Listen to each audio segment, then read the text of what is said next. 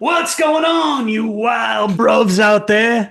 You two favorite English scousers are back tonight. Those two blokes are here live from Birmingham.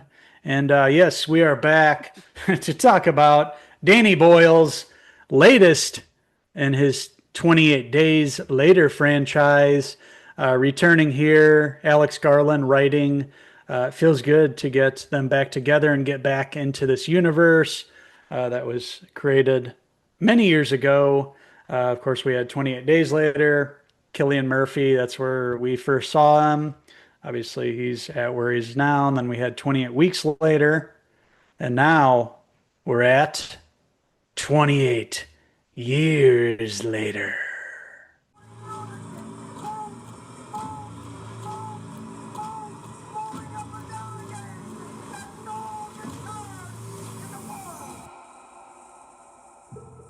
Seven, six, 11, 5, 4, 17, 32. That's right. These two highly infected uncles are back at it tonight.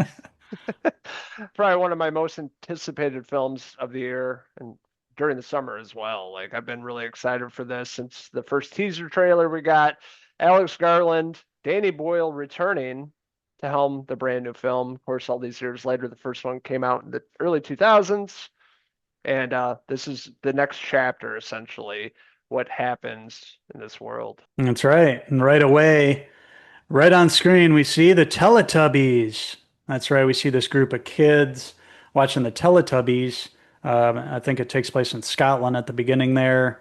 It sort of flashes back to the beginning of the infection, and we see these kids in a room watching the Teletubbies, and then all of a sudden they're hearing pounding on the door, panic, and then all the infected come in and kill everybody except the one. One kid survives. I think he runs down to the church and he sees the pastor there. It's sort of saying some prayers and Hail Marys, and he's holding a cross necklace. And the kid runs in, talks to him. He says, "Here, take this necklace here." And the infected are running in, and the preacher is happy about it. He says, "Yes, take me. I'm ready to go." And then, yeah, he gets killed and brutally, and he's happy about it for some reason. But anyways, the kid takes that cross necklace and disappears. And then it flashes forward to the current story, 28 years later, and that's where we meet Uncle Aaron Taylor Johnson's character. And take it from there, Logan. What happens? That's right. Jamie you're talking about, and his young son Spike. Jamie's wife, played by Jodie Comer, appears sick. But it basically fast forwards all these years later. Beautiful island. I mean, just the opening shots of where they're located sets up a whole cool, nice little vibe and tone to the movie. Kind of desolate survival. This is where we're at all these years later, and how these people are not getting bitten and infected. So it's really cool setup of this whole town and this island. That's really the heart of this is this family. Aaron Taylor Johnson, Jamie taking this Mm-hmm. the young kid Spike, Alfie Williams playing Spike the young kid. Them trying to survive and go through their day-to-day stuff and take care of the sick mom. But Jamie is tasked with like, hey, I need to take my son to get off this island, go to the mainland and show him how to survive and get, supplies and things like that. And it really sets up a really awesome and kind of edge of your seat part of the film going to the mainland. Yeah, I love that first half of the film. It's like two different films, really. It's like the first half is with those two characters, father and son, learning, the father teaching the son, Spike, how to survive, how to kind of move silently when you come into contact with one of the infected with the rage virus, like how to handle that. And, it's really a crash course on how to survive in the apocalypse. And it's really well done. You get some really awesome scenes where they come across the infected here, and he's explaining, where to shoot them, how to move, and where you want to hit them at, and everything. And the action kicks off right away. Really captures your attention and doesn't let go, and has a great story. Alex Garland's story in this one, I love how he kept it. He made it a story about family and makes you care about the characters. That's the first great thing that I noticed about this movie. I cared about these people. Like I wanted to see this kid especially survive. I didn't know if the dad and the mom were going to survive, but I had a feeling that this son was going to be the key to this hopefully trilogy is what this is going to set up here. This first movie, 28 years later. But yes, talking about the scenes out in the woods there where he's teaching his son, and then right away we get some new inventive camera work here from Danny Boyle. I loved how he filmed this. I know he used the iPhone and using a lot of tricks from those arrow shots. I just loved watching the new tricks that he made for this movie. The camera work is absolutely incredible and inventive. I love how he did the iPhone rig to get all these really cool shots, especially the arrows and the killing, Hmm. the infected scenes. Like I felt like it was taking it or kicking it up a notch to the next level Hmm. with this movie in just terms Yeah. of like camera work. Beautifully shot, cinematography, directing just blew me away early on in the movie. The first time they come across one of the infected, the crawlers, if you remember those, Hmm. totally new looking, zombie looking creature essentially like popping up on Spike and Jamie and learning how to shoot a Yeah. bow and arrow, how to kill because he needs to learn how to Yeah. survive just in case something happens. So it really from the get-go is set up with their relationship, their bonding. It's all Hmm. about family, just like Vin Diesel said. It's all about family in this Family. movie and survival. So it's really draws you in as an audience and like you said, makes you care about them and want them to survive. Absolutely. Another thing that right off the get-go that we notice is how much it retains the gritty look of that first film. That's another thing that they got going for this one too. At the same time as there's new and exciting things, it has that grainy sort of underground gritty look that the first one has. Especially on rewatch. We both rewatched that, and we noticed that on this one too. It keeps that gritty look and, you know, keeps the tension up throughout too. Also, we get introduced to some new kind of infected here.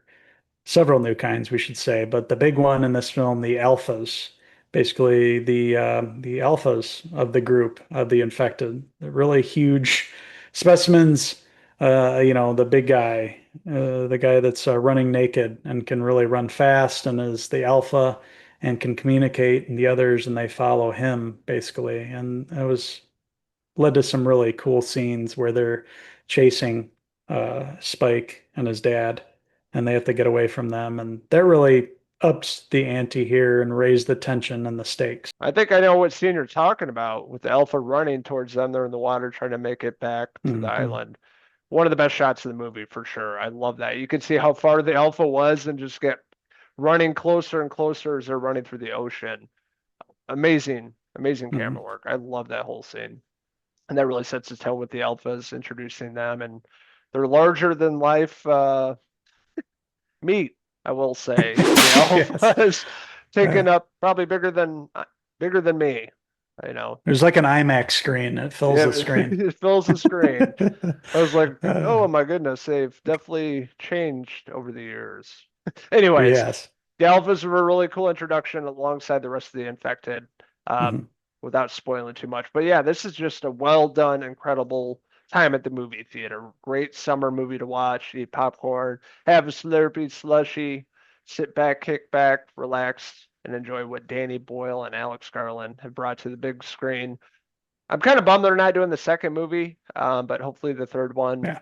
they'll return because I don't think the Yes. second one will have the same kind of vibe to it and tone like this Hmm. one does, which it really is a call back to the first one in terms of the way it's filmed and everything going on. So I'm a little nervous about that, but this movie was an absolute blast. Hmm. Definitely one of my favorites of the year, and a movie I would definitely go rewatch in the movie, the local cinema, because that was a great time. I love everything they presented here. The next chapter, whole family oriented story. I loved everything they did with this. Love the camera work, the rigs they introduced in this, and just a well done movie. And it's a movie we both highly recommend. So that being said, I'm gonna give 28 years later. I'm gonna give it a 4 out of 5. Alex Garland hair pieces. This is definitely the way to come back to the franchise 28 years later. Really sets the franchise back on its feet here and gives me a lot of hope that we can get an awesome trilogy here. Danny Boyle, he's still got it all these years later. Come back to the franchise and introduce us to some new things here, but keep that same kind of gritty feel. Have the great soundtrack and musical score here. That was another aspect I really loved. It's got that punk edge to it, like the first one did. I really appreciated that. All those awesome scenes with the infected. Rafe Fiennes, we didn't mention him, plays a great character in this movie. We don't want to spoil anything for you guys, but he has an awesome character and loved his role in this and can't wait to see what his character, his arc throughout the next film too. I know Danny Boyle and Alex Garland said that these movies kind of handed off to the next characters who we may see, and Killian is supposed to come back. So I can't wait. It's going to be awesome. One thing I will mention, the ending of the film has been divisive for Yes. some because it's kind of crazy what happens. We meet some characters who are different than any of the other characters that you see in the film, and they're going to kind of be a focal point of the next film. So that'll be interesting. It kind of takes the tone and turns it around on its head. But I thought it was ballsy. It was cool, and I'm looking forward to seeing what those wild, I don't know what I'll call them, but we'll let you see for yourself. You'll know what we're talking about. But yeah, this movie killed it.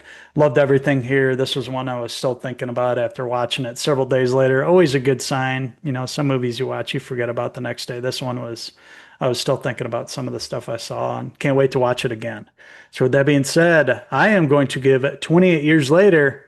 I'm going to give it a 4.5 out of 5 Aaron Taylor Johnson James Bond hairpieces. Yeah, I'm with you on the divisiveness. People either hate this or love this, mostly based on the ending. I'm more on the loving side of that. I thought the ending was interesting choice how they did that. Obviously, it's a nod to Kubrick movie, and it took me a few minutes after it ended. I'm like, oh, okay, I see what they're doing there, the connection. Mm, But I think, yeah, yeah, the people out there are either going to love the ending or hate it. I don't think there's any in yeah. between, but Yeah, the ending definitely isn't going to ruin the whole movie for you. There's a lot to love about it for sure. And we both did, and think you guys will too. But as always, after you guys watch it, let us know what you guys thought. If you guys had a totally different take than us, we want to hear it. So let these boys know. We always love hearing from all of you guys. Thank you guys for checking out our review of 28 Years Later. We're in summer blockbuster season at the cinemas, and we've been going pretty much every week to check out movies, sometimes multiple movies a week. So we were really getting our work out at the theaters and loving it. And it seems like the box office is back, which is really exciting. And these filmmakers are really putting out great movies this year. At the cinema, I've had a great time watching them. Even the ones that I missed, I've still enjoyed going to the cinema to watch. But yeah, we're getting some big ones coming up here at the end of June and July. So we've only just begun, and 28 years later was definitely one of the best times we've had at the theater this year. So thanks for watching, and make sure to stay tuned to this here channel for more Cinephellas movie reviews. So until the next Cinephellas movie review, I am Uncle Henry, and that's my good mate. Killian Murphy signing out to the next movie review. Cheers! Cheers!